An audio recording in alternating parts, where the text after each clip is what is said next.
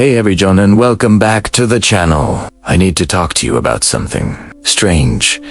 Something that's been happening in my house for the past week. It started subtly. I'd catch a glimpse of myself in the hallway mirror and think, did I change my shirt? But I'd look down, and nope, still wearing the same old tee. I brushed it off. We all have those moments, right? A trick of the light, a brain fart.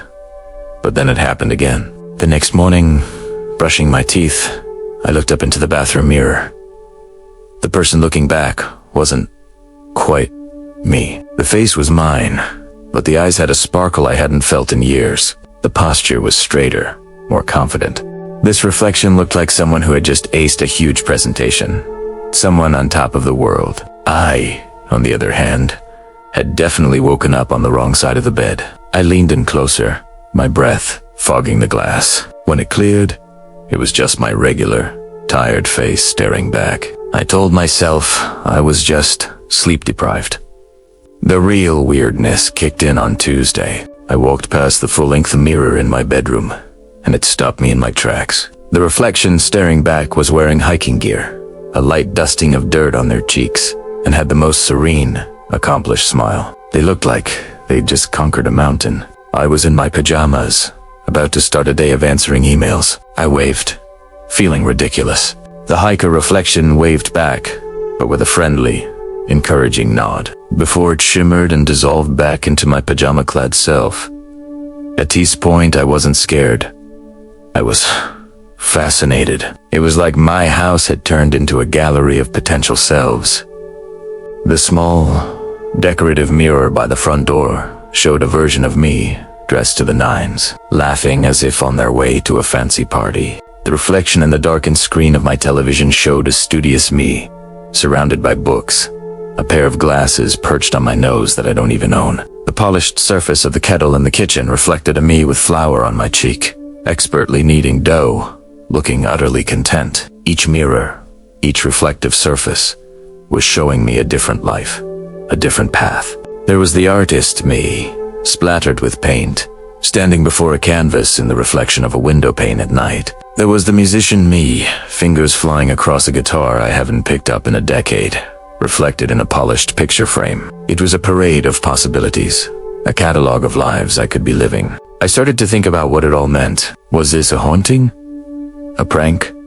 Or something else? I realized that none of these reflections were horrifying. They weren't monstrous or distorted. They were all me. But they were the me I could be if I just tried. The hiker was the me who actually went on that trip I keep postponing. The baker was the me who finally tried that sourdough recipe I saved months ago. The artist, the musician, the social, they were all facets of my personality, ambitions I'd shelved, and hobbies I'd let slide. It was like the universe, through the simple mirrors in my home, was trying to tell me something. It wasn't showing me what I'd lost. It was showing me what I still had the potential to become. These weren't ghosts of the past. They were blueprints for the future. The confident me in the bathroom mirror wasn't a stranger. It was the me who remembered my own worth. The hiker wasn't a fantasy. It was a reminder of my love for nature. So, I decided to listen. Yesterday, I bought a new sketchbook and some charcoal pencils. The reflection in the store window showed the artist to me giving a thumbs up. This morning, I pulled my old guitar out from under the bed and spent a clumsy, wonderful 20 minutes relearning a few chords. For a split second, the reflection in my phone screen showed me playing effortlessly, a smile on my face. This whole experience has changed how I see myself, literally. The mirrors aren't showing different people anymore. Now, when I look, I see my own reflection, but it's different. There's a little more of the hiker's determination in my eyes, a hint of the artist's curiosity in my expression, a touch of the baker's patient contentment in my smile. It's like all those different versions are merging, integrating into the person I am right now. I don't know if this magical phenomenon is over or if it will happen again, but I'm grateful for it. It was the weirdest, most profound wake-up call I've ever had.